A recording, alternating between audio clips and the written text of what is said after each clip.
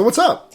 Not a whole... Well, it's birthday. Okay, shut the fuck up, because your birthday is tomorrow, and your 4-year anniversary is today, so something's the fuck up. Yeah, I was just thinking about it. Actually, I should have mentioned this on the Wonder Year, the podcast we just recorded and one that's going to be coming out soon, has already come out. What do you mean just recorded, Blair? We recorded that like 4 days ago. 4 seconds ago. Feels like yesterday. Yeah, because it's going to come out on my birthday. Which yeah. I'm by the time this is out, I'm a legal drinking aged adult. I'm going to send you a bottle of scotch. Thanks. I don't know what's going to happen because I live on a dry campus. Well, yeah, but you don't live on campus for another 2 months. No, I'm on campus right now. What? Yeah, I'm taking summer classes. Oh. Yeah. I thought you were doing like online classes. I knew you were doing summer class, but I thought they were like online. I am doing an online class, but I'm also not doing another online class. Well, Blair, you know what you do? Pirate's life, bitch. Smuggle that shit. I mean, yeah, that's what I'm gonna do, but I don't know what, like, the consequences of it coming in the mail are gonna be, you know? Oh, well, maybe I won't send it to you. We'll find out. You know what? The worst they can do is, like, hey, someone sent you booze, and I'll be like, I don't know them. Who the fuck is that, bitch? I don't know her. What? Lona, Rogear? I can't even pronounce it. Right, what the fuck is that? Exciting times. I am feeling loose. I'm feeling flirty. You just, dirty. like, slammed a beer. Well, I didn't slam it. I, like, drank it with dinner. But, yeah, I recommend it highly. New Belgium Citradelic. Yeah. Fucking good as shit. I love New Belgium. Like, not to get beer talky, but, like, New Belgium's like one of my favorite breweries. Their amber ale fat tire is just really fucking good. This episode is sponsored by New Belgium. This episode is sponsored by New Belgium and the Bye Bye Man, now on DVD. Oh my god. Okay. they paid us to say the Bye Bye Man is a queer icon, so yeah. Hey, Bye Bye Man loves sucking dick. Yeah. Fuck. Oh my god.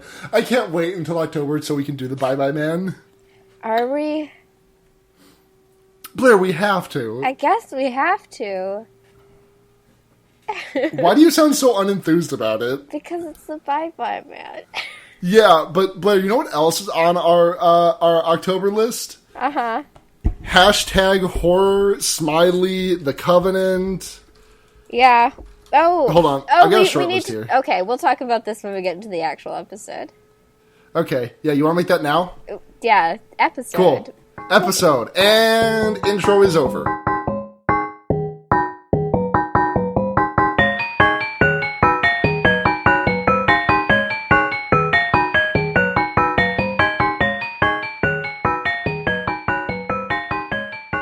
Welcome to Fear Baiting, everyone. Welcome to Fear Baiting, everyone. It's your number one death is fucking coming to get you. So just fucking do the shit. Yeah. Podcast. I'm Blair. I'm Luna. And this is Fear Baiting, a horror movie podcast where we purport to talk about horror movies from the perspective of marginalized people, specifically both of us being queer women. But really, we just kind of talk about... it's the basis of queer discourse, which is basically shitposting. Listen. With our mouths. Death is gay. Death is gay. I mean, I think everyone knows that. Everyone knows that death is gay. Everyone knows that death is gay. Mm-hmm.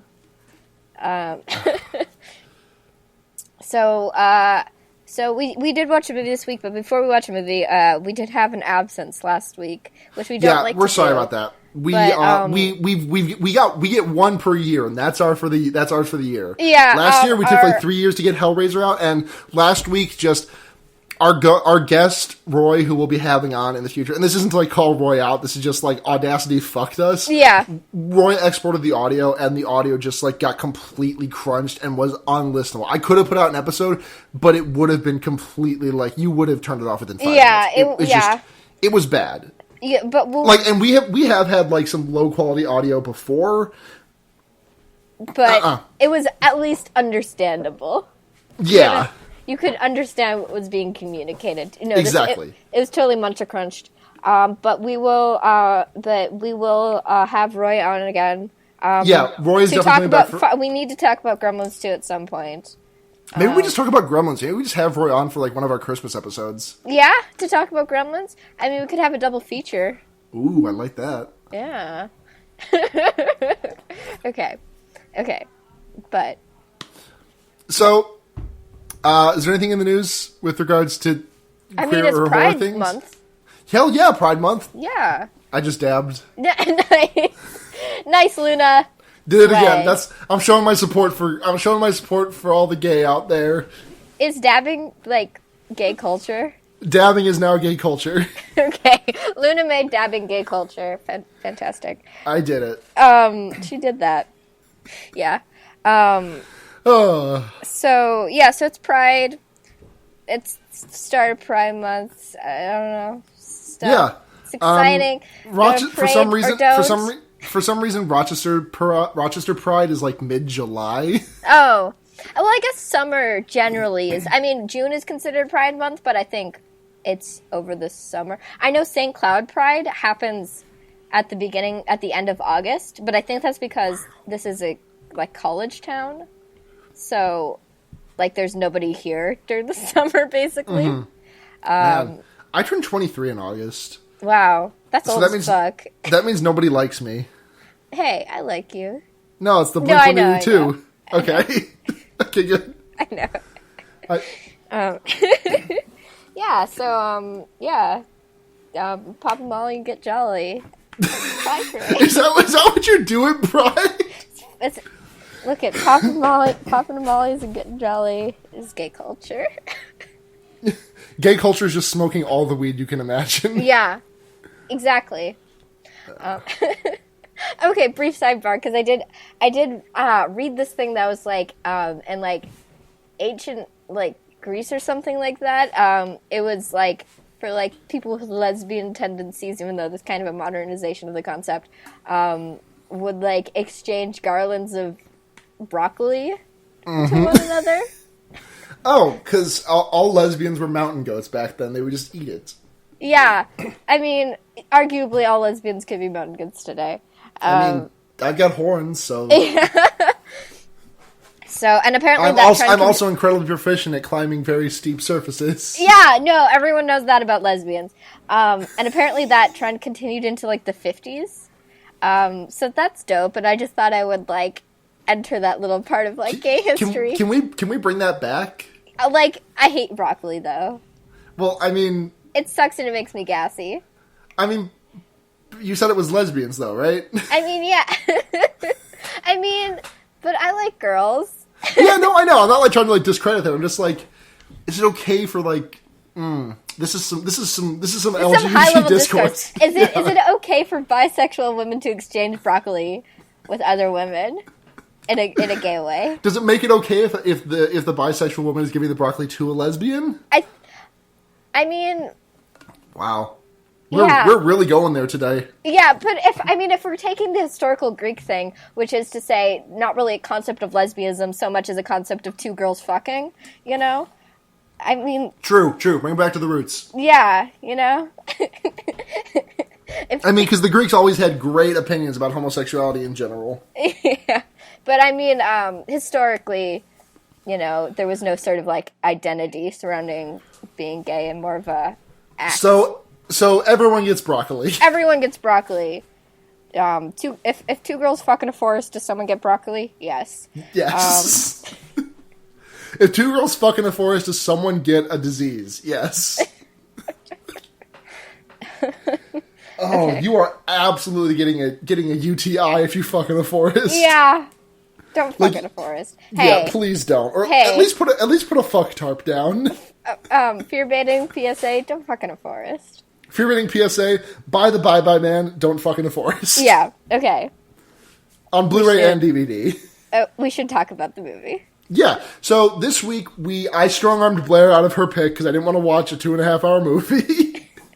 We were going to watch Rosemary's Baby, but honestly, I'm so happy we watched this movie because we watched the third Final Destination movie, and it's fucking so much fun. And I needed this, like, Final Destination is one of my favorite, like, franchises, even though I've only seen 2 of the movies in it. Yeah. Like, it's just, like, it's such stupid fun that it's, like, I think 3 is one of the better ones. Like, they're all pretty good, in my opinion, but I think 3 is probably one of the best. Because it's, like...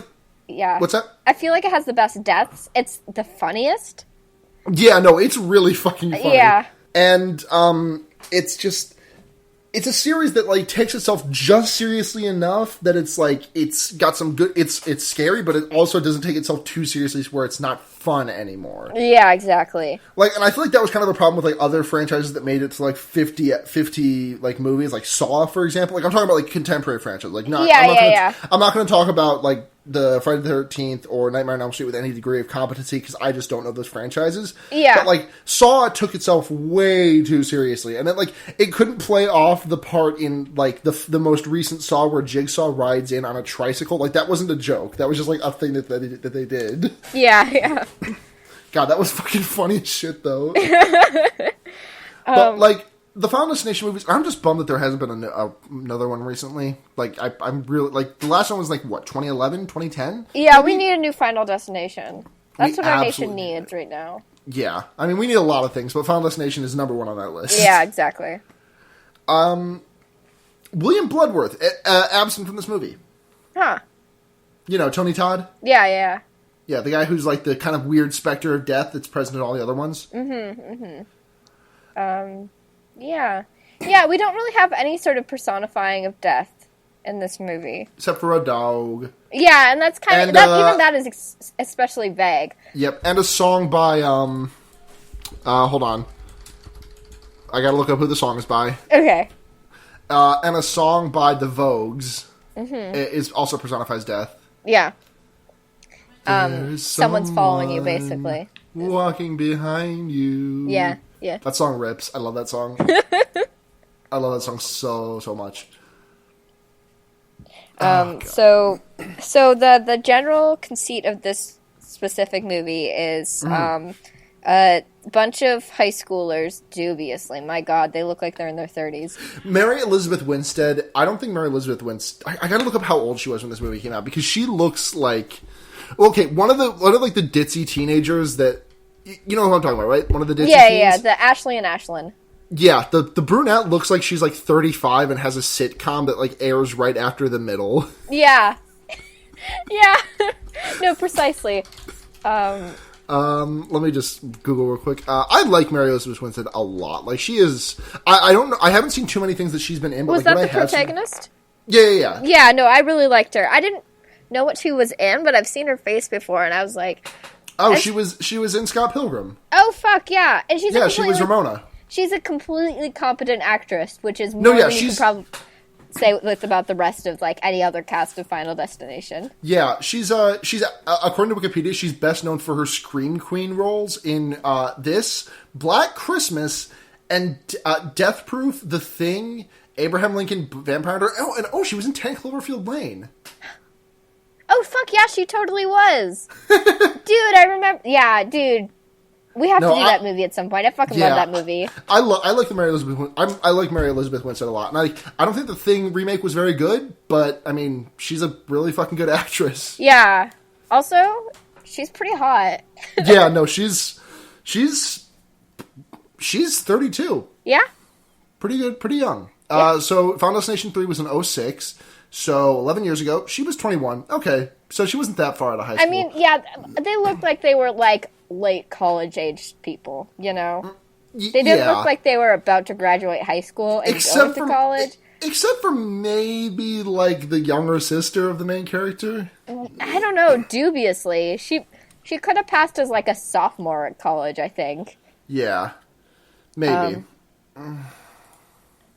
Yeah, I just...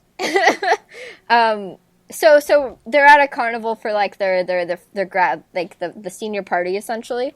Yeah. And there's this big roller coaster. well, first of all, our protagonist, I don't remember her fucking name. Wendy. It's Wendy. Wendy is taking pictures of everyone for the yearbooks. That is important later. So the beginning is sort of a montage of this into the roller coaster, which is so fucking dramatically, like, it's shaped. So fucking campy. And, like, this movie did not get very good reviews. I just think the people who were watching it don't know what the fuck they were watching. Yeah, they didn't know what to expect. Yeah, it looks like the fucking euthanasia coaster. Do you know what I'm talking about? Yes. It's an art piece. I don't remember who it's by. Let me do some quick Googling. But it's an art piece, like it's like a like perspective sort of thing, like a way to like kill people in a way that's like exciting. I guess not like exciting. It's like euphoric. Yeah, euphoric. In this moment, I am euphoric, not because of some puny god, but because I am enlightened. Yeah. It was designed by. Oh my god, I'm not going to be able to pronounce this. Hold on, let me take a stab at it. Well, hold on. We'll do it at the same time. Euthanasia roller coaster. Let me just find the guy's name. Designed by... Okay. You want to just run it at the same time? Sure. 3, 2, 1. Julianus Urbanus. That's a fucking banger of a name, though. It is. It's a lot of name. It's one of my favorite, like art pieces. Yeah, it reminds me of that, you remember that, like, short film from a couple of years ago of, like, that, like, thing that's, like, fucked up amusement park rides? Yes! No, exactly. What the fuck was that called? I don't know, but I love it so much. It's, like, it's like, not supposed to be creepy, but there's something so uncanny about it. I think there is, I think it was intended with that, though. Yeah. Like... Yeah, no, it's good. Yeah, because it's, like, dramatic twists and turns and shit like that. And it looks like something that would kill you, and I think it's called, like, the Devil's something. The Devil's Nads. Yeah, something like that. Devil's Flight. Devil's Flight. There's a huge statue of a devil with apparently huge dicks and a ball. That we don't see. Yeah. Thanks, movie. We see people burning alive, but we can't see, like ceramic devil cock. You know? We do, and it's at this point that we meet possibly the least likable character of the aughts in film history. Oh, you were talking about Frank? Mr. Frankie Cheeks. Yeah, he is bald. He wears a newsboy cap. He has a video camera on him at all times. He graduated 2 years ago at least. Uh-huh. And he still sticks around the high schoolers because he's a fucking pervo. Uh-huh. And he keeps trying to convince the ditzy girls to show their boobs for him. Yeah. And there's a couple of quotes, one of which I wrote. Let me see. Hold on. Flash me those sweet, sweet titties when we go through that loop. I mean, he also has a keychain of one of those ladies that's on mud flap. Oh yeah. And he tongues it. That sucks. Yep. Okay, so we get to the title. The title crawl is over, like, a scary-ass Zoltar machine. Like, that's what it is. It's Zoltar, but, like, scary. Yeah. And when Zoltar is already scary enough as is, because Zoltar has the power to bend time within its hands. Yeah. That's saying a lot if this is a scary Zoltar machine. So we meet our protagonist, Wendy, who is Wow. Nope, you got it. Photographing. Okay, thanks, Blair. So she's photographing everyone for the yearbook committee. Yep. And she's, like, not getting on any of the rides. Like, she takes a picture of the big burly footballman smacking the fucking strength test where he, like, hits the hammer and it, like, goes up and ding, hits the gong. Mm-hmm. And then it's like she's taking pictures of everything. Like the two ditzy girls, like, doing the fucking squirt the hose in the clown's mouth. And that's one of my favorite scenes in this movie because it's like this really ominous shot of the water being squirted into, like, the plastic clown face. It's just like, there's like really kind of ominous music, and it's just like water is going into this clown's mouth, and that's it. Yeah. Oh, God. So it basically, like, if you've watched any fucking Final Destination movie, it pretty much follows the same formula. The protagonist has, like, a premonition about all this, like, horrible death shit that's gonna happen. Yep. We get to see everyone die in really gruesome details as they're like climbing up this like roller coaster, which fails in like a sort of Rube Goldberg sort of way. Yep, when she snaps out of the vision, she explicitly shouts, "The hydraulics will fail," which is like a much more coherent sentence than I could ever string together, like in my normal day to day. Let alone after I've had a horribly traumatic vision of everyone around me dying, including myself. This is an extremely competent horror movie protagonist. Yeah, no, she's like everyone who's complaining about, why don't you just not go in the hell? Like Mary Elizabeth Winstead is just like on top of her shit. Yeah, exactly. She doesn't, she has a moment of denial about the whole thing, but then she's like, actually, why risk it, you know? Yeah. There's one thing, there's a very small thing that we skipped over, but I want to just go back because there was a really shitty Six Flags guy analog in this movie for a couple of seconds. Was there? Yeah, there was like a guy who's kind of like, if you described Snoop Dogg to a person, and then they drew someone like that. Like, this is what the guy looked like. And he's, like, dancing in the middle of a park. He's got, like, some, like, dark sunglasses on. And he's like, yeah, party. He's wearing, like, a suit. You don't remember this? No. The shitty Zac Efron lookalike dances with him for a little bit. And then they're like, let's go buy some fucking deep-fried Snickers bar. And I remember that. yeah. And then the other Zac Efron lookalike is like, no, it'll kill me. And then the first one's like, no, what doesn't kill you makes you stronger. Yeah. Because lots of stuff about killing. Yeah, because it's a movie about death. Death. So they go there, and the first Zac Efron lookalike, the one who doesn't die in the roller coaster accident, so this will become a lot simpler. Yeah. I don't remember his name. I'm going to call him Mark. Cool. So Mark photographs some girl's upskirt, and Mary Elizabeth Winstead explicitly refers to it as Stacy's camel toe, which a little bit more graphic than I really want out of this movie, but hey, I'm not going to complain. Mean, if you show me someone's head getting crushed between a couple of weights, and I'll kind of forgive some sins for you. Yeah. God, I fucking love this movie so much. I know. I don't think this movie is like explicitly very good, but there are very few horror movies that I like. I finished this movie and I'm like, man, I want to go back and watch it again. Yeah, this movie is good for what it is, and what it is, I mean, it is exactly what it's trying to be, which is a fun, gory, like, death fest. And it's extremely fun, it's extremely gory, and it is a death fest. And it's, yeah. Like, and there's a pretty good body count, too. Like, you got some very high deaths per minute. Like, the body count at the start of the movie, like, I don't know if the body count actually counts if they don't die in the roller coaster. Like, do you double count Mary Elizabeth Winstead for dying in this movie? Because she dies 3 times in this movie. Yeah, I don't know. Oh, excuse me. But we do see those death scenes, so I guess they count in some sort of way, however you're defining it, you know? Yeah. So yeah, he upskirts Stacy, whatever's camel toe. And his girlfriend is like, oh, Todd, oh, Mark, oh, Jimmy, oh, that's so, you cad. And then he goes up to the counter and she talks to Mary Elizabeth and she's just like, yeah, I'm breaking up with this guy in like a couple of weeks. Yeah. Like, after graduation, I'm just gonna he's gone. Yeah. Which is funny because later in the movie, the Mark is just like, oh, she died. I was going to propose to her. Oh. Yeah. The irony is not lost on us. So everyone dies really gruesomely in the first, like... The first iteration. And then Wendy snaps out of it. She's like, everyone's going to die! And then, like, they get into a fight. And the big dumb footballman is, he's got some really good lines in this movie, such as, someone says, fuck you to him, and he's like, fuck moi? I know, I was like, it's good, no, it's good. Yeah. I also think his death is one of my favorites. Actually, his is low on the list for me. I don't know, it's just like the whole, like, tension building up to it. No, yeah, it's very good, but just like the climax is like... Yeah. The climax is, like, but, yeah, we'll get there. That potent death nut is not as exciting as I'd like it to be. Yeah.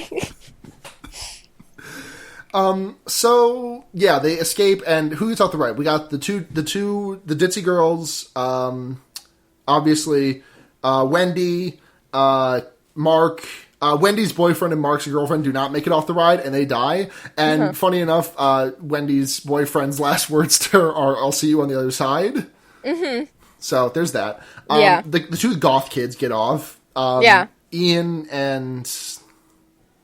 I don't know any of these people's names. I don't know why I remember Ian. Footballman gets off. Frankie Cheeks gets off. And I think that's it. Oh yeah, there's a part in this movie where you're like, oh god, they're going to kill some children because some kids get onto the ride before them. And you're like, oh god, I know what's going to happen. These children are going to die. And then the kids get shoved off the ride. And I'm just like, my thought is just like, what production assistant brought their kids to the set that day? Yeah. I mean, yeah. It's a good though. It's a good like fake out, I feel, you know? Yeah. So we go to the first deaths, and it's one of the best. One of the scariest ways to die, but also just like one of the best. Mm-hmm. Because it's this really, I mean, everything's a complex Rube Goldberg machine, obviously, but it terminates with the two Ditzes getting stuck in, and I don't say Ditzes as like a derogatory term, that's just like, I'm sure that's what they were written as in the script, pretty much. Yeah, like, that's just what they are. Their names are Ashley and Ashlyn. Yeah. They're the archetypal, like, preppy girls, you know? Yeah. No, yeah. And I've seen this movie a couple of times now, and I always forget that their tits are out in this scene. Oh, yeah. Because, like, they're just like, well, we got an R rating, might as well fucking run with it. Yeah, exactly. And they get trapped in a tanning bed, and they both burn up and die. Mm-hmm. And there's a really good scene of them, like, an overhead shot of them in the two tanning beds next to each other, and then it just immediately cuts to them, like, to two funeral caskets. Yeah. Yeah, actually, that kind of editing is like, this is a good movie. Like, I saw that, and I was like, hey, this is a good movie. Yeah. And then Ian goes on, like, some tirade about how it's, like, not fair that these young girls had to die, while people like Osama bin Laden are still kicking. And I'm just like, not anymore, bitch. Yeah, air horn. Yep. And then Ian gets escorted out by Footballman and Mark. So, you think that Footballman's gonna have, like, some, like, really depressed, like, be really depressed, and be like, man, this sucks. And he's like, this is so boring. Hey, if I ever die, bring a PSP to my funeral. I mean, like, Footballman is basically just, like, dumb jock. Yeah. But it's very good. This is in the height of PSP relevancy, because this movie came out in 2006, and when was the PSP released? Man, the PSP was a console. It was a console. Man, they sure fucking... Yeah, that was released in the States in March of 2005. So, brief aside, PSP had some fucking balls to call their discs Universal Media Discs. I assume they were not universal. They were the least universal thing you could possibly think of. They were like a small disc. Like, you remember, like, when you would go to, like, Burger King or something, like the early 2000s, you'd get, like, a little, like, computer disc that would, like, fit in the middle of your computer tray? Yeah. Like, that's what was in there, but it was also encased in, like, a white cartridge, kind of shaped like a Pac-Man ghost. Uh-huh. So it's the worst part of it's got the storability of a cartridge and the fragility of a disc. The worst of both worlds. Like, they could not... Here, I'm gonna make you a picture. Let's just, I'm just gonna, grab the image and link it in the Discord. This is gonna go in the show notes. Look at this thing. Yeah, that sucks. It's got a little hole for you, so you can definitely scratch it. Like, it's not impenetrable. Like, it's not just impenetrable plastic. Mm-hmm. So that's great. Yeah. No, I have a PSP, actually, still. The battery doesn't charge, but I still have it. Mm-hmm. That machine was awful. You know what I used that machine for? I saved porn on that machine. That's all that thing was for. I mean, it's gotta go somewhere. Yeah. I mean, the analog stick, like, snapped off of mine after I had it for a year, so... Yeah. So then, we get the first appearance of that song by the Vogues, mm-hmm. which I fucking love, because they're in a car to drive through, because they're like, man, we're having some death talk, some death thoughts. We're really scared about death. You want to get something from fucking McNaldo's? Yeah, yeah, exactly. I mean, death talk makes you hungry. Yeah, I guess it's hard work. And they get trapped in the drive-thru. And then they barely escape the car because Mark kicks out the front of the car, the front glass. The windshield. And then their car gets smashed, and then Frankie Cheeks, who was in the drive-thru in front of them, dies because his head gets shredded by a motor. Yeah, the most hateable character, the least satisfying death. I don't know. His death was pretty satisfying. His brain did get chunked. I feel like it'd be more satisfying if you knew who the fuck he was before he died. Yeah. Because, like, it's like, oh, this anonymous person died. Hey, that's weird that this totally unrelated anonymous person died. But then it's like, oh, this dude. And I was like, huh. Imagine if we knew that before he died. Yep. I feel like his death would... I don't know. It's still, like, a cool scene because it's like... there's a lot of tension, you know? Walking behind you. Thanks. Turn around. Look at me. What if I just made that the intro and outro to our podcast this week? Sued? We might get flagged. So, yeah, Frankie Cheeks bites it, and then they were like, oh shit, the pictures that I took at the fucking fair that night, they're premonitory pictures, because we see Frankie standing in front of a fan that's, like, right behind his head, and he's getting his head sliced up in the picture.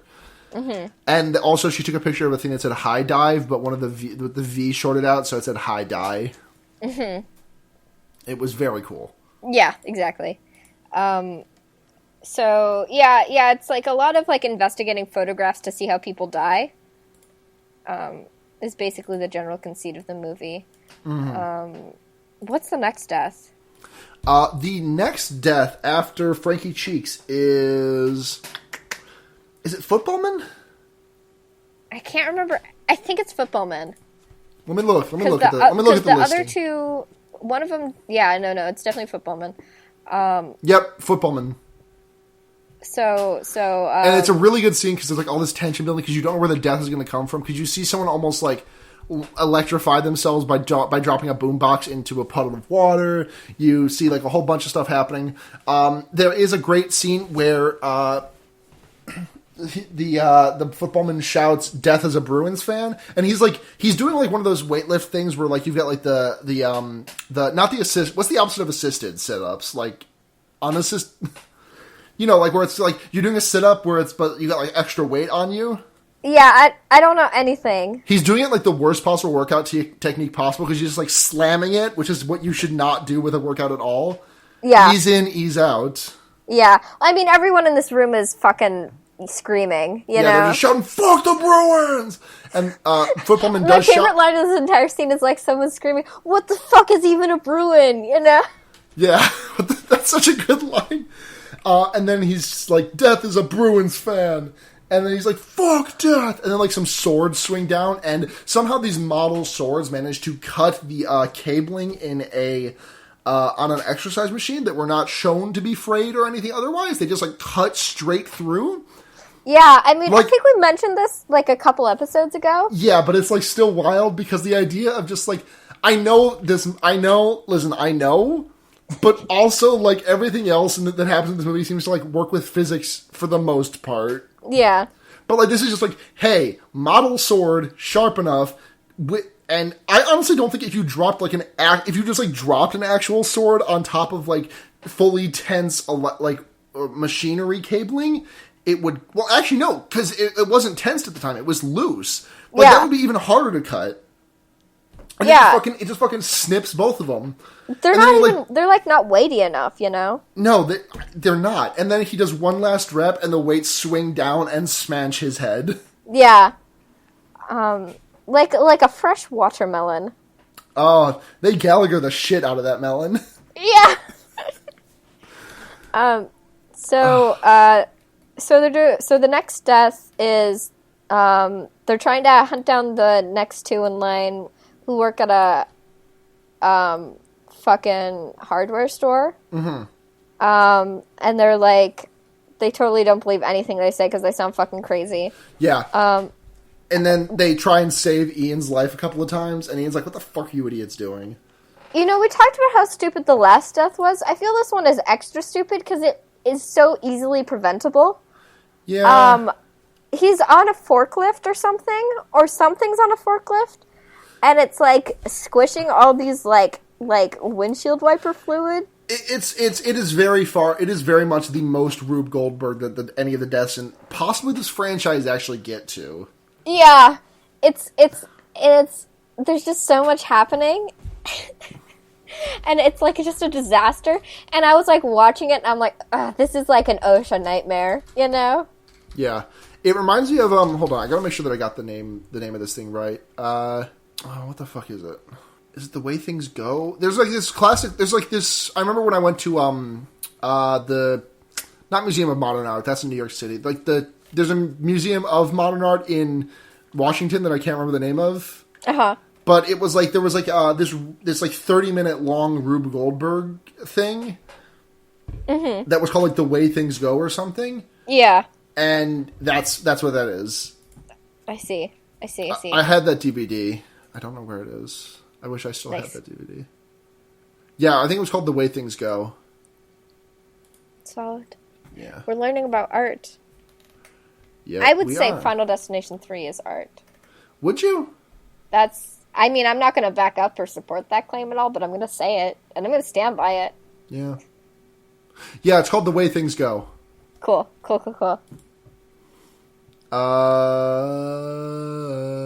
What's next?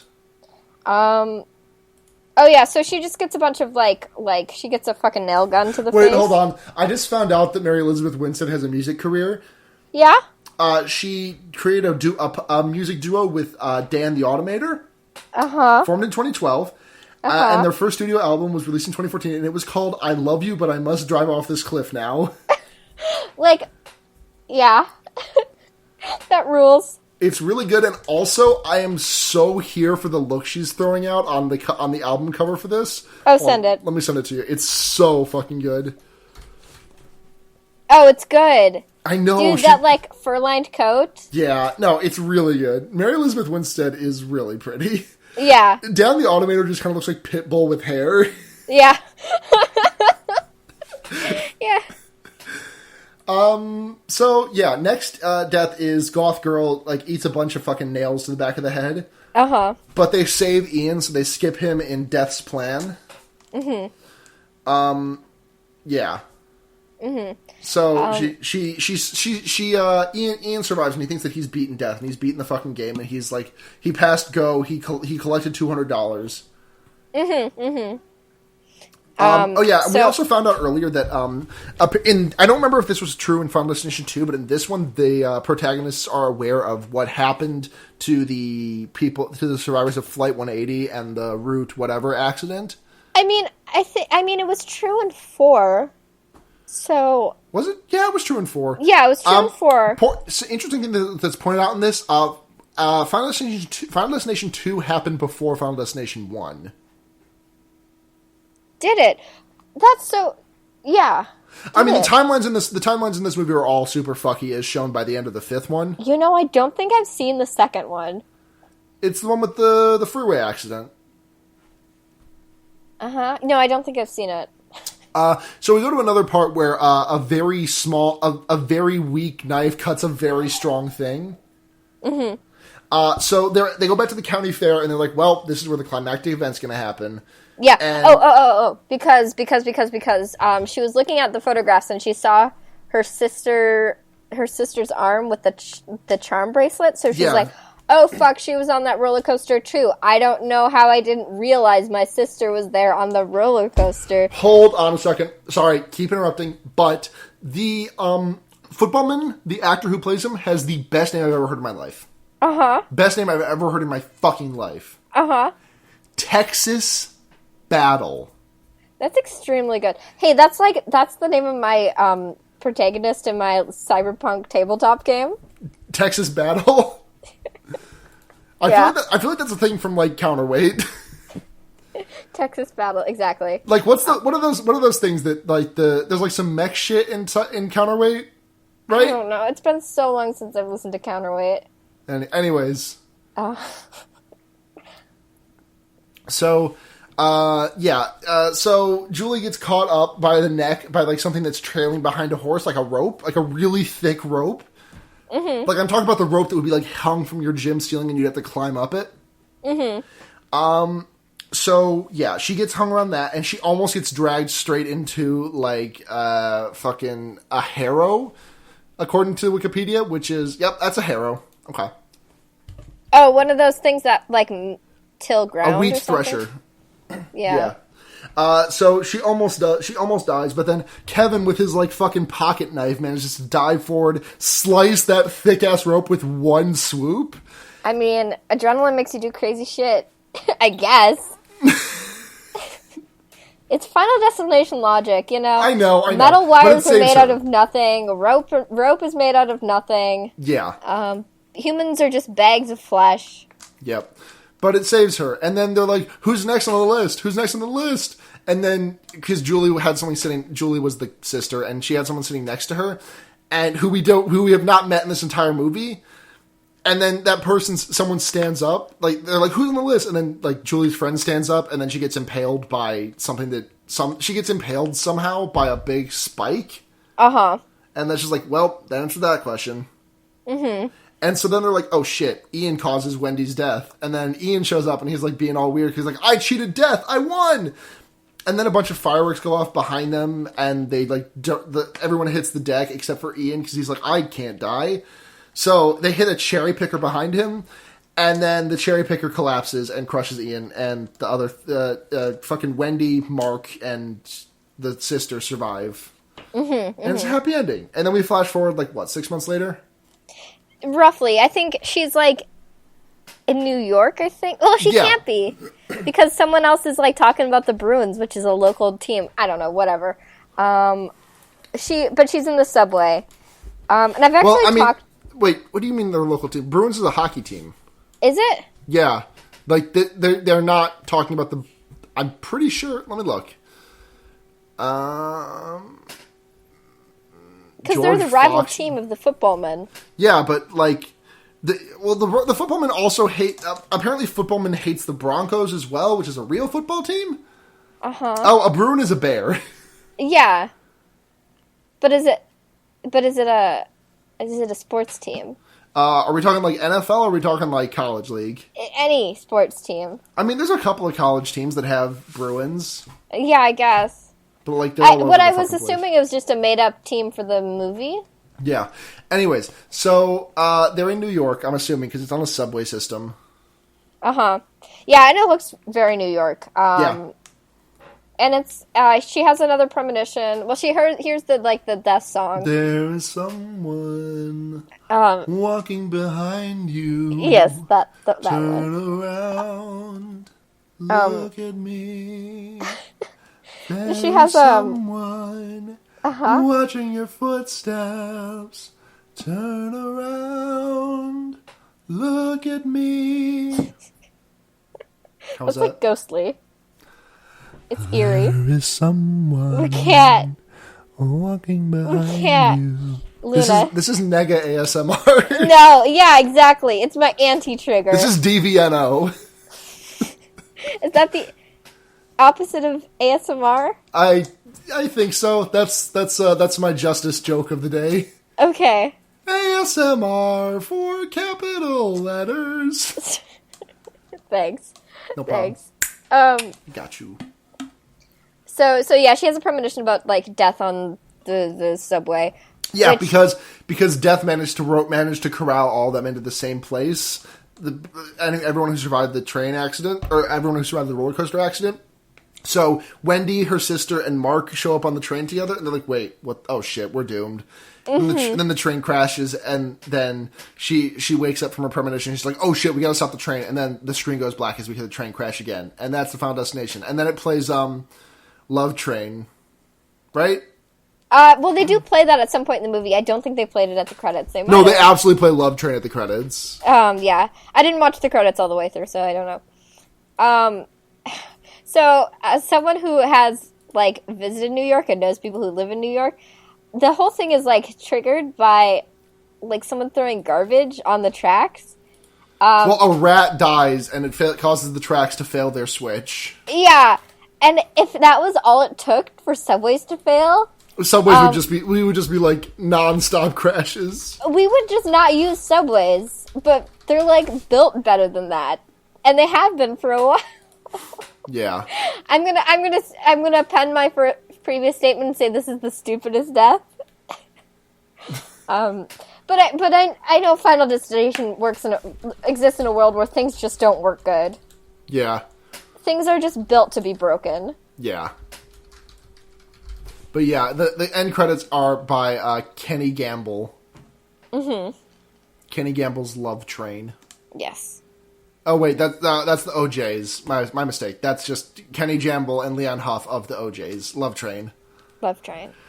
Okay, so you want to get into fucking ratings? Reviews. We rate the movie. So 0 to 5 what? 0 to 5. 0 to 5. Fuck you, Ben Franklin's. Best line in the movie. Yeah, we skipped over it. We didn't even talk about fuck you, Ben Franklin. Best line in the movie. You know what? I'm gonna be brave and give this one, like, for what it's trying to be and what it is. I'm gonna give this a 5 out of 5. Yeah, no, I love this movie. I fucking love this movie. This movie, you knock back a couple of beers, hang out with friends, watch this movie. It's awesome. It's so much fun. Basically, any Final Destination. Yeah, but I think this one's the best one for it. Yeah, agreed. Solid. So we agree. Good. Okay, good. Okay, so we got questions.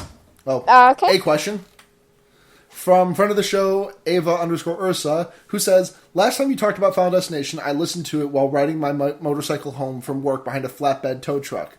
The bed was perfectly eye level, and I was convinced that if I was in a Final Destination movie, my brakes would have failed and it would ruin me. I need to curse other people with these thoughts, so how would you die in a Final Destination movie in your day-to-day lives? So I've been thinking about this question for a while since I saw it pop up in our notifications feed. And I'm gonna say this is gonna be a cross podcast reference. Yeah. So you need to go listen to the Wonder Years to get this joke. Uh-huh. I would die from doing a backflip. Yeah. I mean, yeah. Let's see. I would probably die from like falling backwards off a step stool because I have no sense of balance, and I'm extremely short, so I need to use them a lot. Yeah, no, that's fair. I have no sense of balance as well, so I'd probably like fall down some stairs. Yeah, while drunk. No, and I stock the cooler a lot in my job, and basically at least twice every shift I almost fall off the step stools backwards. So, if I lived in the Final Destination universe, it would only happen once, and I would no longer be recording this podcast. Yep, we would miss you, Blair. Yeah. Okay. Well, that's all our questions for this week. So, wow, we finished this kind of early. Well, we have to get into recommendations. Yeah, I know, but that's not going to take us to the hour mark. That's true.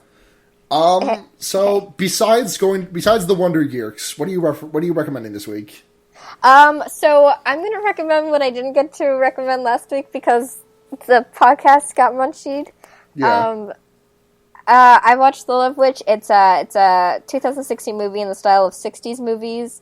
It's about putting love spells on men and being bored with them when they fall in love with you. And it's good. The aesthetics are dope as hell. It's a fun fucking movie. Yeah, you should watch it. That's my recommendation. I'm gonna do a quick browse through my Netflix watch history because I can't think of a movie that I've watched ever. Ever? No, I've never seen a movie. That's okay.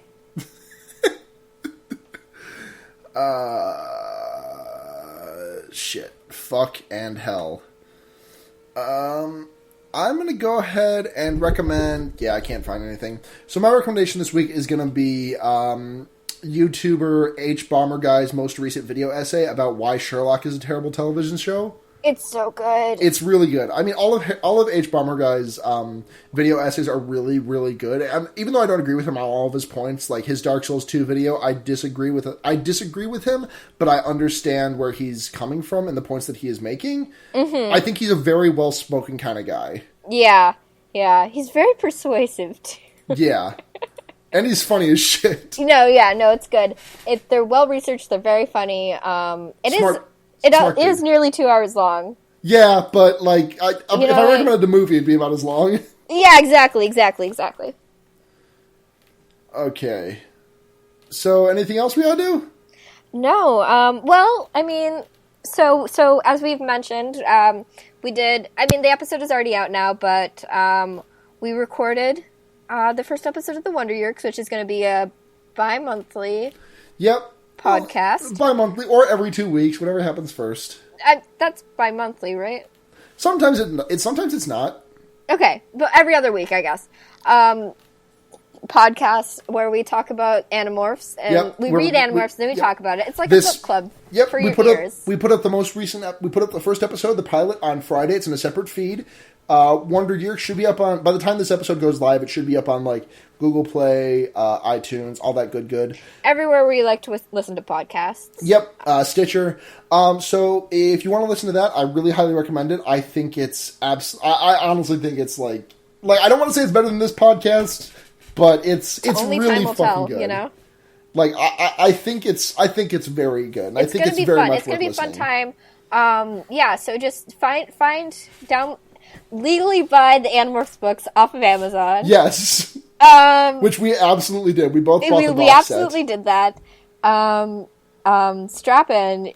Read a book with us. 2 books a month, probably. They're like 100 pages. Come on. Yeah. And then just enjoy the podcast. It's like a little summer reading, except it's going to be longer than just the summer because there's a lot of books. Yep, 2 years at least. Yeah, and then the TV shows. All right.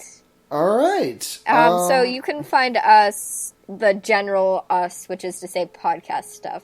You can find us fearbaiting. Fearbaiting.tumblr.com, at fearbaiting on Twitter, fearbaiting@gmail.com. We also have a separate Twitter for our Wonder Years, which is at the Wonder Years. Our Patreon, of course, these podcasts are going to keep going no matter if you give us any money or not. Just if you want to toss a couple of bones our way, we'd appreciate it. You know, just $1 a month gets you a bunch of privileges, like early access to the episodes and ability to vote on. Vote, yep. And then the higher levels get you more shit. And patreon.com/fearbaiting. We can cut out this little silence while I pull up the Patreon, but I do want to, since we didn't do it last episode, I want to thank the patrons specifically. Oh, yeah. Here, I know who they are. Do you have them pulled up? Because I know there's, like, a list of them. I'm just going to have them up. Okay. So, we also want to thank our $5 and above patrons, specifically, Seda, Paul Betchel, Michael Kaiser, Alec, Ann Graves, and Eva. Thank you all so much for pledging money and helping us stay afloat. Thank you so much for giving us your money. We just can't say it enough. Like, I was going to say some dumb joke about it, probably not a good idea, but like we just appreciate it so much. Yeah, it rules. It's so cool. So thank you so much. If you want to find me specifically on the internets, you can at Blair Kitsch on Twitter. Or bramblefelt.tumblr.com. And if you want to find me, at Chie Shadowknocka on Twitter or chiesatonakas.tumblr.com. So yeah. And we'll be back next week with special guest, returning guest, Alec, to talk about the movie, quotes around that, Alan Resnick project, This House Has People in It. Yeah, very exciting. Very exciting. And I'm going to try and get in the habit of like giving the preview of what's up next from now on. So until next time, I'm Luna. I'm Blair. And remember, you can put a fucked up guy anywhere. Good night, everyone.